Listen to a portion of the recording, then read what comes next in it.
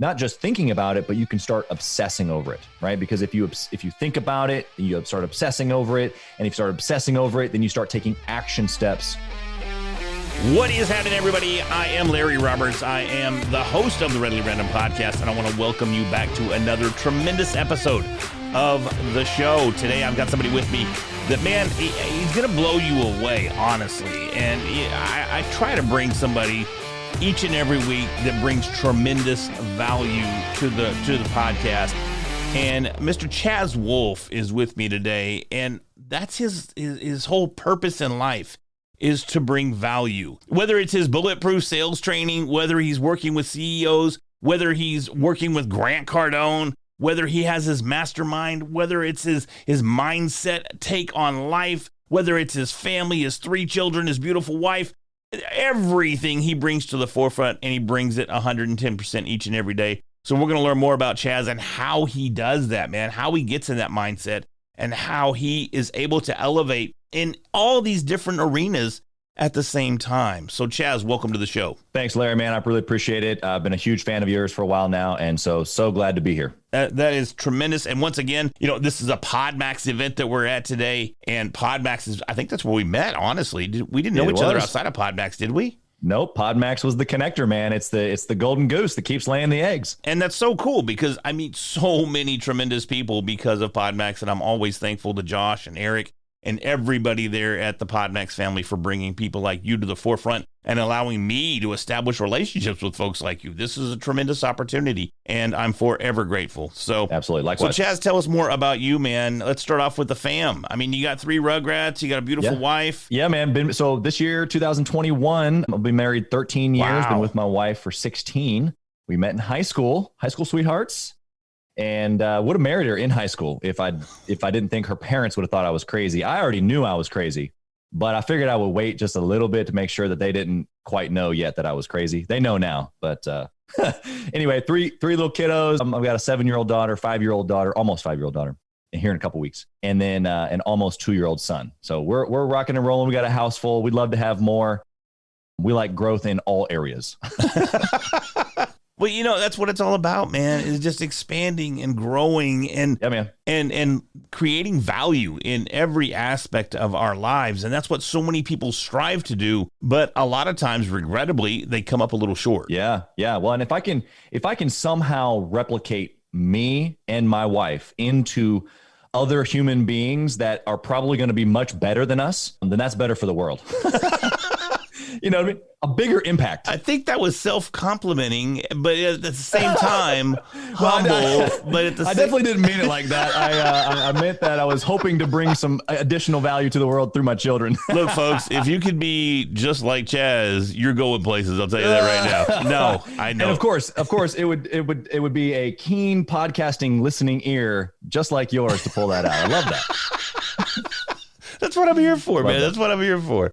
So no, it's great, man, and I know exactly what you're saying, and to look to our children to be better than what we are. I mean, come on, my kids are crushing me right now. They're kicking my ass in every arena. Both of them graduated college. I didn't graduate college. Yep. Not only did they graduate college, they graduated from like these named places. They got scholarships, and you they probably got can't even say the name of the schools, can you?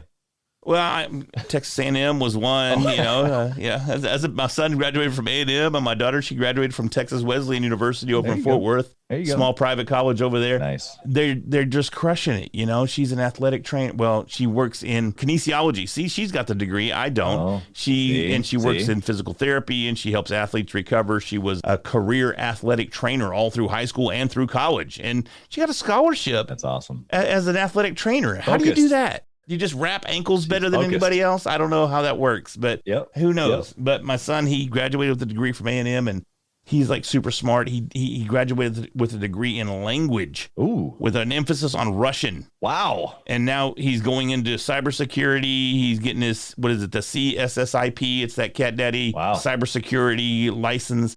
I think he's a spy. I really do. I think he's a spy, but I don't know for sure. So, but anyways, enough about my kids. The thing is that they're moving forward and they are surpassing me in every arena. That's what it's about. And I know that's the message you were getting across as well. How is it that you are instilling these values and these principles in your children that lead you to where you're at today?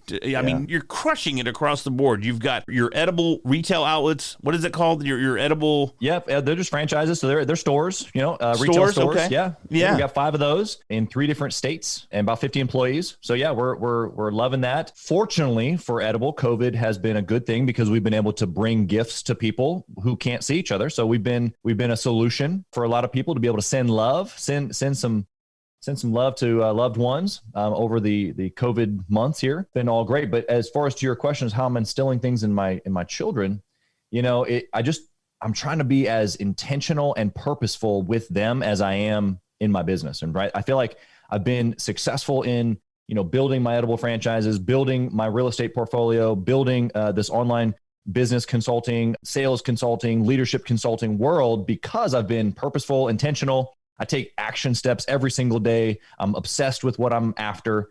And I just try to implement the same thing with my children. I try to be structured in time that I spend with them. I try to be purposeful in the things that I'm saying and things that I'm teaching, the things that we're reading. So I think that's probably just the general answer, to your questions, being purposeful and intentional. Sure. And I love the fact that you're using those as examples for your children, but so many times we could take those exact same principles and apply them to other aspects of our life and experience the same levels of success that our children hopefully will absolutely receive from those principles as well. Absolutely. So tell me how you apply that day to day in your own businesses and in your own coaching practice. Yeah, absolutely. So first, funny, I was just on a call just yesterday with a guy. We were talking about strategic planning. That's where it has to start, right? You can't know where you're going unless you know where you're going, right? So you have to be able to define where it is that you're going, whether that be 12 months out, 3 months out, 3 years, 5 years, 10 years. You have to know where you're going. And you may not know everything, but you've got to begin thinking about what it looks like and then in detail. And the reason why you do that is so that you can start not just thinking about it, but you can start obsessing over it, right? Because if you think about it and you start obsessing over it, and if you start obsessing over it, then you start taking action steps toward those things. And so not only just having a 3-year target or a 10-year target, being able to actually reverse engineer those things down to quarterly, monthly, weekly, sometimes even daily targets that you can go after. But you can't do that unless you first sit down, jot your dreams down, the ones that make you a little bit nervous, and then go, okay, how could I do that? Rather than thinking, well, that's probably too big, just think, how could I do that? What could be the way, right? So let's just start thinking and mapping out what could be something I could do to get that done. And you just start believing that you can do it eventually, right? You psych yourself into it. But that sounds so simple to just believe it. Yeah. But, I've got clients and I struggle with it myself, keeping that mindset, keeping that focus and understanding how to continue driving forward, how to continue to use Nike's term, just doing it, right? Just do it, yeah. It's hard to do that, though. It's hard to put ourselves out there. It's hard to take that risk and know that we could be staring at a failure right in the face. Yep. But I was talking with my coach just last night, my podcasting coach, and he goes, you know what? If you're going to fail big. Yeah. Just get out there and do it. Now he's a DJ. He's got a DJ background, been in the music industry for 30 plus years. So he's using the analogy of getting out on stage, and if you're playing guitar, get out there and just rip that solo. Yep. And if you hit that flat note, keep right on going. Hit it hard. Hit it hard. Just fail, but don't be afraid to fail and fail big. How is it that you take that mindset and apply it? Because you obviously do that very, very well. What is it that we could do? Totally. How could we learn from you to take that mindset and put it into play as well? Yeah. So first off, you have to decide what it is that your desire is, right? So it's not just about sitting down and going, okay, what do I want to do? You've got to actually determine what your desire is, because life really, as you break it down, it's about greater or lesser desire. You either want to do it or you don't, right? So I kind of live my life by a saying, people do what they want to do. And so I've got a buddy that says he wants to be married. I'm like, no, you don't. No, you don't. And the reason why that is because you don't keep the pipeline full. You're not out on dates regularly. You're not meeting with girls. Like you're not, no, you don't.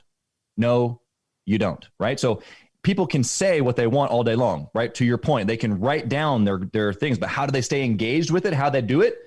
Well, you have to actually decide that that's what you want. And then if it is your greater desire, as opposed to not having it or having something different, right? Because it's really easy to say, oh, I want a big house, I want a jet, I want, lots of money, right? But well, what does it look like if you don't have those things, right? So you have to be almost not disgusted with the reverse, but you just have to want it bad enough, right? Eric Thomas talks about wanting success bad enough, like you want to breathe. When you want success like you want to breathe, then you'll have success. And so all it is greater or lesser desire. So first off, you have to write it down and you got to read it to yourself every day, but you have to actually stop lying to yourself, right? You can't just tell yourself that you want it. You got to actually go do it. So how do you continue to believe in yourself? Well, writing it down and talking to yourself, even when you don't believe it, it's Think and Grow Rich all over again, right?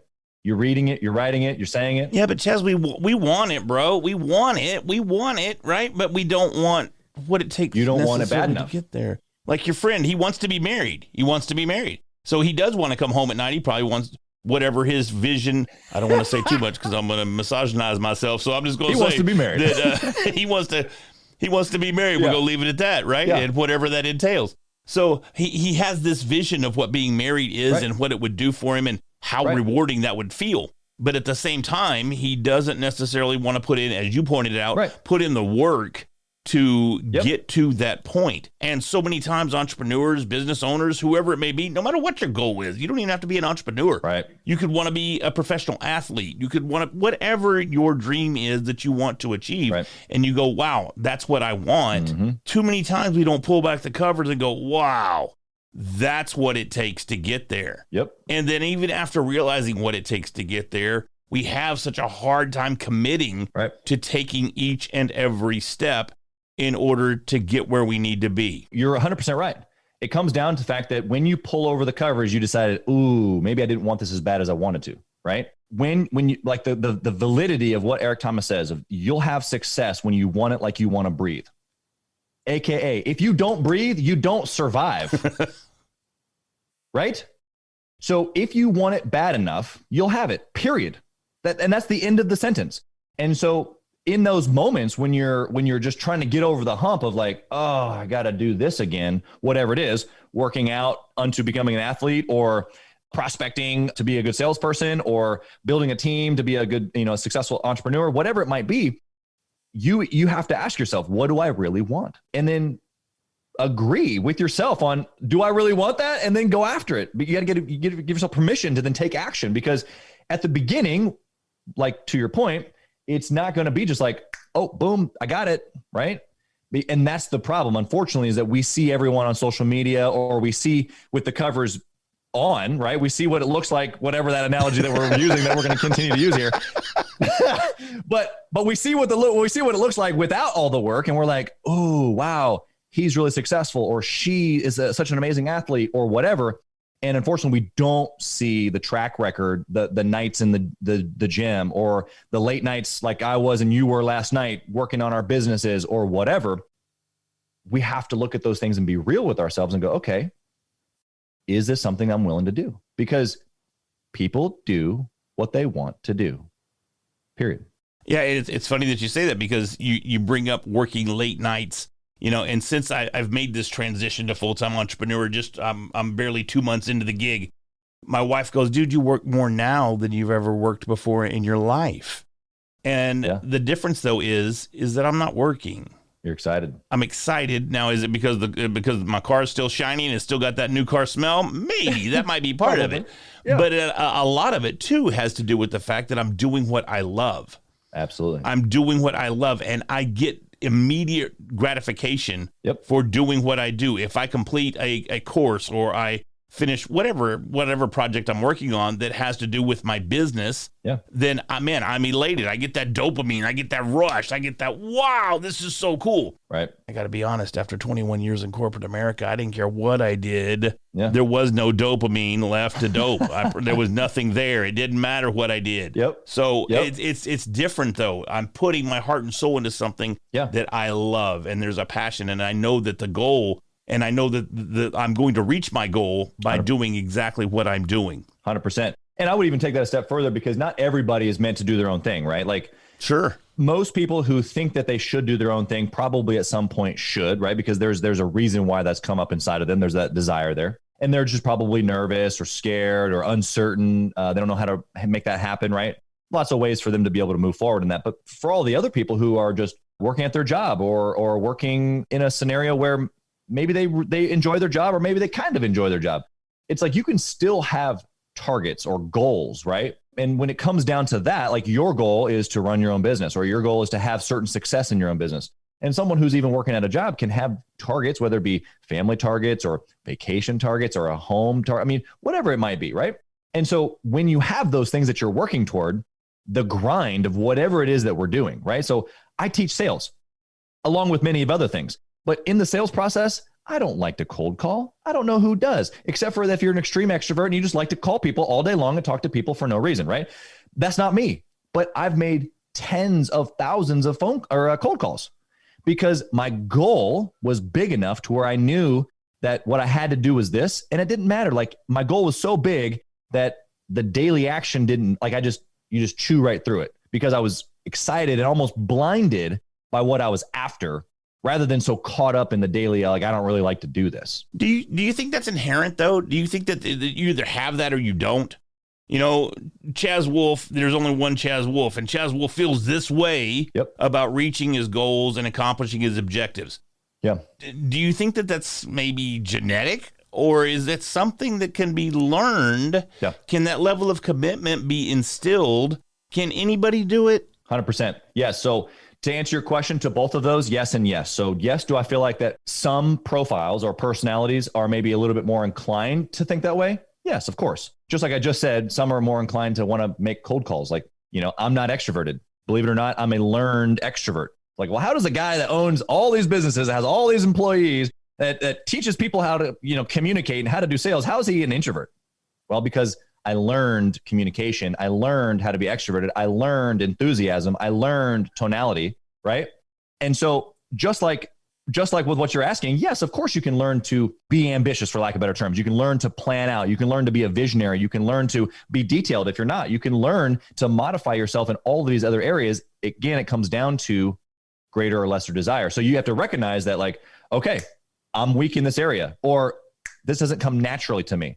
What do I need to do? What are the books that I need to read? What's the coach that I need to hire? The events that I need to go to, the podcasts that I need to be on in order to help me modify and get better in those areas. It's funny because, and I'm going to ask you something. This is a little lighthearted here, so just run with it. Sure. So, okay. My wife says I don't turn it off. I never turn it off. She goes, you come out here and you talk to me the same way you're talking in that studio in there. And Larry, I'm not listening to your podcast, and I'm not a guest on your podcast. You don't need to talk to me that way. Yeah.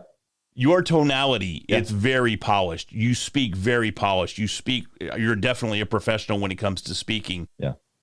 Can you turn it off?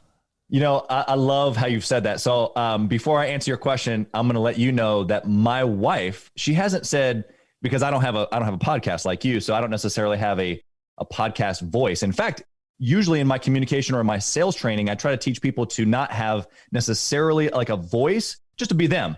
I just know you well enough just through our interactions that that's you, right? Like, yeah, maybe you turn it on a little bit, like extra maybe for the show, but sometimes that's you. That's just you. And that's why you love doing it, because it's you. And so that's why I teach people in sales is like, just be you, just be genuine, be real, right? So anyway, my wife, I'm a coach naturally. Like, that's just what I do. I help people get better at things, right? That's just what a coach does. So she has said to me many times, like, excuse me, like, I don't really want coaching right now, you know, like, so it's like, you know, because to her, it's like, okay, like I coach people all day long professionally. I have employees that I coach. I'm a dad, so that's naturally a coach, you know. And she's like, I want you to be my partner, not my coach, you know. And so, of course, there's plenty of opportunities for me to learn from her and her from me, and we get that. But yeah, no, I don't turn it off, man, because guess what? This is who we are. This is who we are. Yeah. So good for you. I'm going to play that segment for my wife. That was specifically for Tracy. Tracy, that was for you, baby. I did that for you. Tracy, let it happen. Let it happen. That's so awesome. So tell me more about your coaching practice, man. What is it about? Because here's the thing for me. I'm scared of the word coach. Ooh, okay. Even though you have one. You already said you have one. I'm scared of owning. All right. I do have one. I'm not scared of coaches. I'm scared of wearing the moniker of coach. Oh, got it. All right. Do I have coaching clients? Yes, I do. Yeah. Do I have some high profile coaching clients? Some I shouldn't have. So, but I'm very proud of the fact that I do. And I put 110% into everything that I do. Yeah. And I run with that coach role. Totally. And do the absolute best that I can with it. However, again, I'm tentative to wear the moniker coach. Yeah. I was always very tentative to put on a black belt too. I never felt that I earned it. Totally. But then when I finally strapped it on and started owning it, then everything was cool. Yep. How do you own that moniker? How do you own whatever moniker it is that you're trying to achieve? Right. How do you go, you know what? Maybe I am a coach. Maybe I am an entrepreneur. Maybe I am a business owner. Maybe I am. How do you wear that?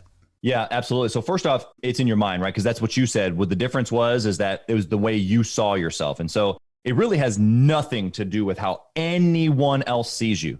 So I would say for anyone listening here right now, whether you're considering being a coach, an entrepreneur, an athlete, whatever, you first, we've already kind of talked about this. You first determine what it is that you want, decide if you have the greater desire to go do it, and then just go do it.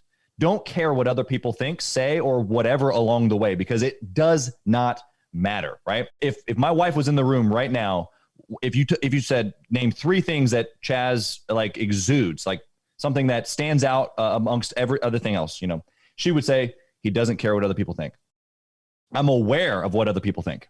I do not care because it's my trajectory, it's my success, it's my story, and I'm the one that's in control. And I have to have that perspective. It's not that I don't want to take your opinion or my coach's opinion, right? I'm going to let people speak into my life. I have mentors, right? Spiritual mentor, got coach, business coach. I got, friends to speak. Like there's a purpose for that.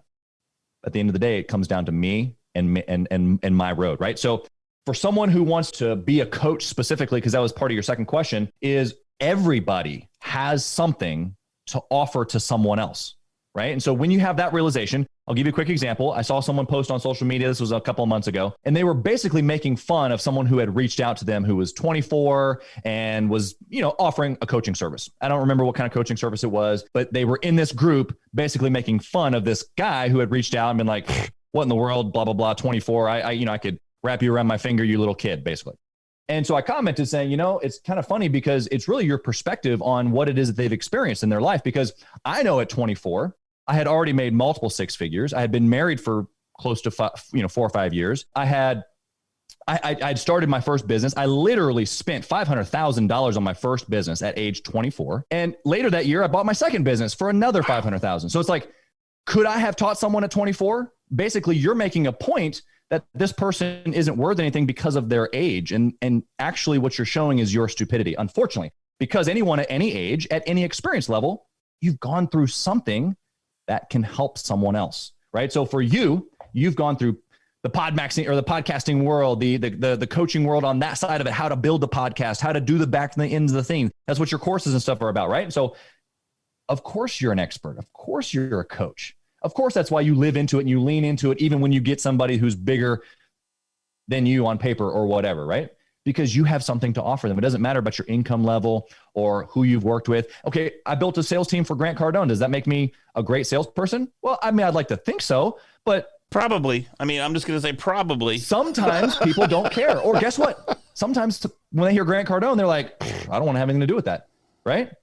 Well, so yeah, it just depends. It just depends. And so my experience is only going to be beneficial to certain people, and I just have to go find those people. That's all it is. I'm not trying to coach everybody. Yeah, but Chaz, I mean, so many of us don't share your story, and we have a hard time putting that. See, let me just put this in perspective for you, brother.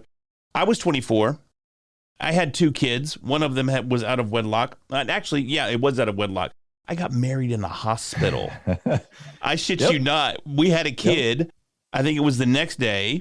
The pastor comes up to the hospital. I've got a hat on backwards. I got my Jordans. I got my whole Jordan gear because I'm ready to play some ball. Yep. I said, I do. She's laid up in the bed. The baby. I said, I do. Yeah, with the baby. She just had a baby. So I said, I do. I tipped my hat, and I went and played ball with my homeboys. So, and then that was my first kid. I was a real good role model. I was 19 at the time there. Hey, you were there. But I was there for a second. What's up? So, but at 24, by the time all that had transpired, I continued down a very similar path. However, we filed bankruptcy for $32,000 worth of debt. Tell me that wasn't a stupid move. Right. So you have this tremendous success story and how focused you were and how laser focused and driven you were to get you where you're at today. Right. My story is the flip-flop opposite, man. Yeah. And the people that I talk to, a lot of them have similar stories. So many of us lose the mark. We don't have that in our crosshairs of where we want to go or the drive and the dedication to get there. You had that. How can we learn from someone like yourself that no matter what our previous experiences were, we can do it too? Yeah. Because so many people out there have that doubt, man. And I know it's easy. And I know you just said, we just went over this. We just said, just do it. That's so easy. Yeah. And I keep going back to it because I think that is the story here. I think that's the lesson here, is that the mindset changes everything. How do we overcome those experiences to change our mindset to a mindset of success? Yeah, absolutely. When I was in inside sales long ago, making cold calls, we had this phrase, put up our sales on a whiteboard, something similar to this. Mm-hmm. And the phrase was this: the board doesn't define you. And I carry that with me today. And I even teach my clients this because it actually goes both ways.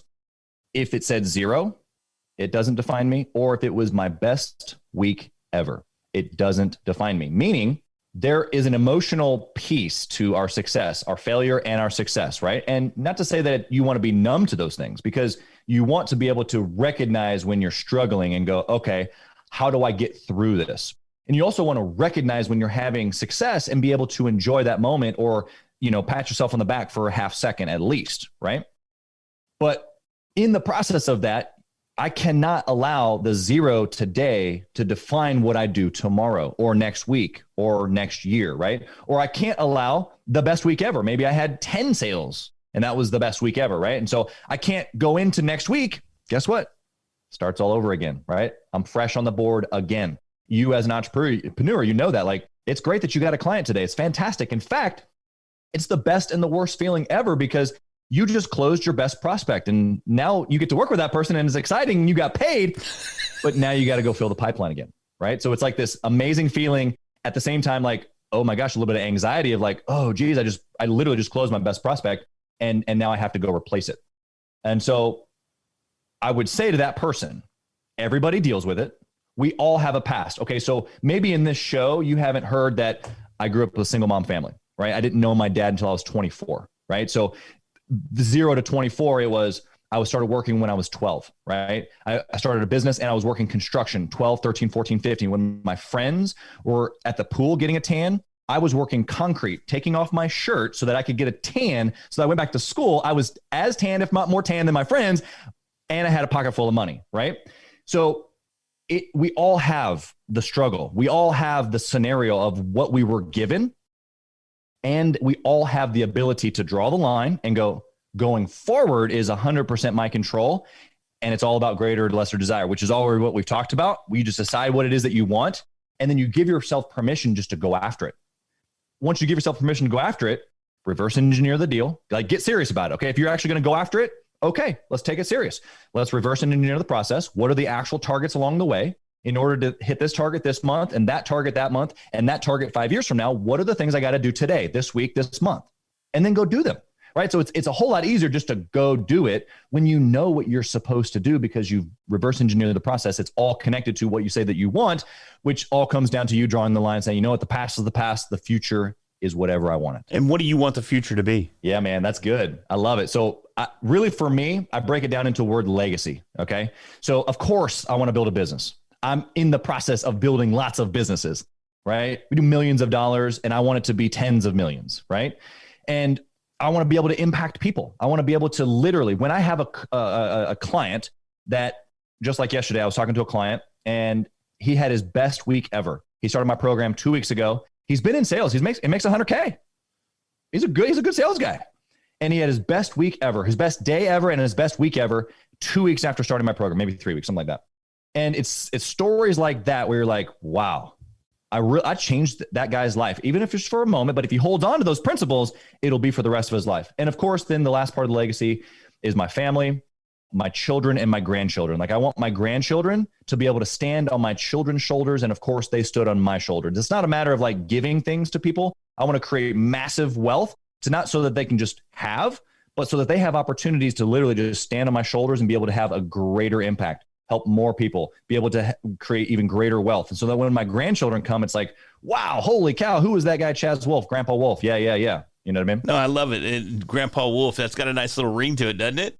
I mean, it's a little early. You got that glorious beard, and there's not a lick of gray in it, so it's a little early to be talking about Grandpa Chaz. I'm telling you, I pluck them out, bro. They come in little bits and little bits. I take those suckers out. Not now, not yet. It's just for men's coming, brother. I promise it is, because I'm due. Actually, I don't think I've touched up this week. So yeah, but I know it's happening. My dad, salt and pepper, probably more salt now than pepper, but you know, I know it's coming. Yeah, man, it's all good. So that's cool, man. So you have such an ability to connect with people, and I think that's a tremendous aspect of your success. I mean, just being able to, I feel like we're having a real conversation. I feel like the first time I met you, we had genuine conversations. Right. Do you attribute that to a practiced response, or do you generally, and you said you were an introvert even. Yeah. You know, and so many people are introverts and they have a real hard time coming out of that shell. Yep. That connective ability. Yeah. How can we tap that? And don't come at me with we just talked about it and you just do it. Give me something a little deeper. Give me something a little more than that. I'll give you something deeper. All right. So in connection, communication, relationships, human to human interaction, right? It comes down to genuine action, genuine response, genuine talk, genuine communication, right? The word genuine, real, those things come to my mind. And so what most people have to do is they have to get out of their way. I mentioned briefly earlier about teaching salespeople not to have a phone voice, right? Because so many people, when they get into customer service or a sales role, or potentially even a podcast, it's like I'm on stage, which is perfect. I love that fact that you're on stage, because I've had to do that to myself, to be on stage and like come out of my shell a little bit and be able to give the people what they want, you know, that type of thing. But yeah, you can't do it in a fake way. Although I'm modifying myself, and over the years I've made it more of who I am as opposed to just me modifying myself. But in the earlier years, I felt like I was on stage or I was on a show. It wasn't that it was disingenuous. It was just that I was doing something that wasn't natural, but I was forcing myself to do it because I knew the value of it. Right. So in communication, it's about being real and genuine first. Then even two layers deeper than that. How do you be real and genuine? Well, you just care about the other person. I know that sounds really easy, but if like before you make a sales call or before you get on a podcast, you actually go, well, what's going on in Larry's life? Okay, cool. Like I'm interested. I'm curious, right? In my sales process training, I give an example of when you're on a blind date. Okay, you're on a blind date. You and your wife back in the day, blind date, you got set up, you're at the restaurant, come to the table, the waiter leaves after he takes your drink order, and you pull out your list and you're like, okay, so where are you from? And what shoe size you got? They're like, are you getting a second date? No, like plain as day, right? But instead, you lean in and you go, hey, so we know Susan, right? Like, how do you know Susan? Oh, cool. You guys got connected, but through cheer or through that club, or cool. Awesome. And so how long have you known her? And what did you do before that? Where'd you go to school? And right. So at the end of that dinner, she's calling her friends going, oh my gosh, Chaz is so amazing. And she didn't even really hear much about me because I was just into her. I was interested in her, right? That's just communication. Be genuine, be curious, be real. And then as far as like polishing or like becoming like maybe a master at it, you just got to do it a lot. Just got to do it a lot. Put yourself in situations. For me, it was putting myself in cold call situations time after time after time after time after time, whether I wanted to or not, just putting myself into the action mode of talking to people, working out the muscle, slowing down my phraseology or my pace, guys like you and I talk fast and we got a whippersnapper of a mind. You know what I mean? Not everybody is like that or can follow that. I also have a deep voice. And so technically I had to slow down and I had to enunciate each word. That sounds really technical. That doesn't really answer your question, although it does, because it definitely does. And absolutely. So many people don't understand that. Yep. They don't understand that you do have to pay attention to every little word that you say. Yep. And you do have to enunciate it.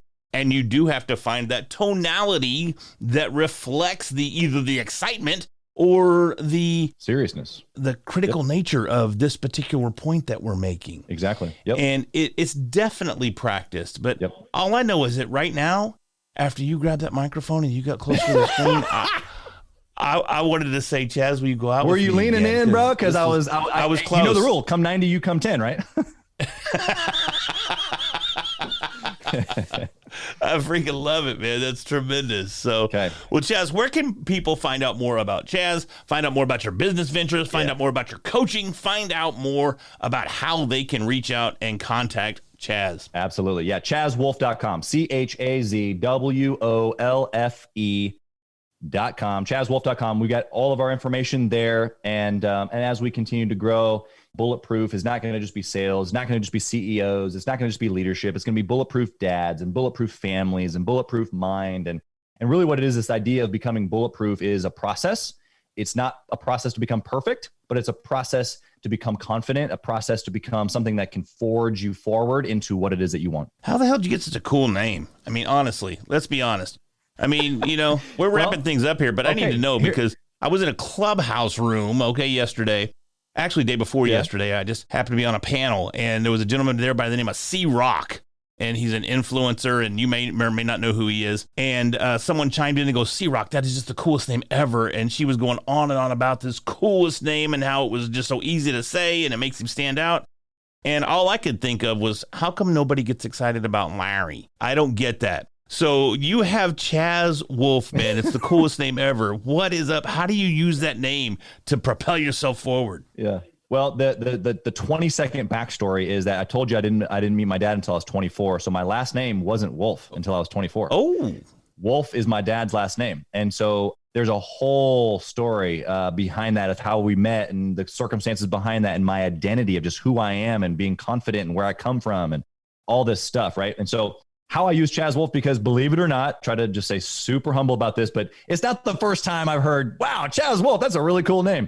And so I try to play into, the wolf, the idea of, something that's strong with Bulletproof. Like it doesn't necessarily correlate with Bulletproof per se, but Chaz Wolfe is obviously a name that I want to be able to have people think about excellence is really what it is. Like when they think of me personally or my name, or when my name's signed on something, they can count it done. That's what I want associated. That's awesome, man. That's awesome. Can't wrap it up any better than that. And as this is part of a PodMax event, let's do it. They're shooing us back to the main stage, so we got to get out of here, man. Chaz, I appreciate everything. I cannot wait to share this with my audience, and we'll talk again soon. All right, brother. Talk to you soon.